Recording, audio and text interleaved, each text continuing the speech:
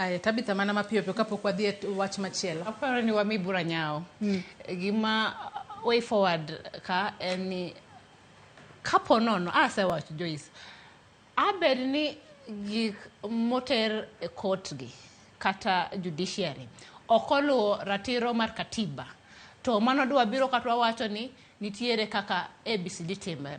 Lakini kapo ni kako tergi e court ka to gin gik ma katiba bende ochiwo kata omiyo kaka omiwa kaka ratiro. Ng'ata oyiene mar dhi e court tero ywakne mondo jo Kenya konyre.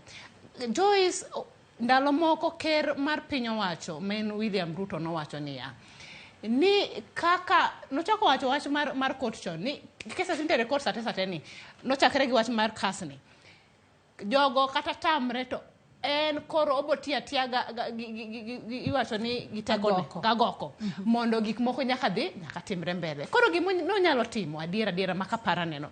Martha Koome ne paro osiepne. Martha Koome ne waneno kosira ahinya.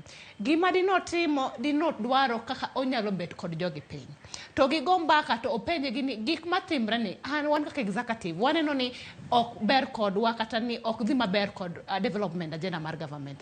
Eri kaka wanyalo tiyo maber. To kaka saka ntiere pend chik mok gielewa nikech ka chik ka ema wadhi marach to come to a table to gi agree to waneno ni what is the way forward mondo kik wabed gi wach moro ni an independent arm of the government bed attacked kata ni under attack kata under siege. Adwa no adhi wach machielo gino mabende Raila kaachiel kod jotelo mamoko mag Azimio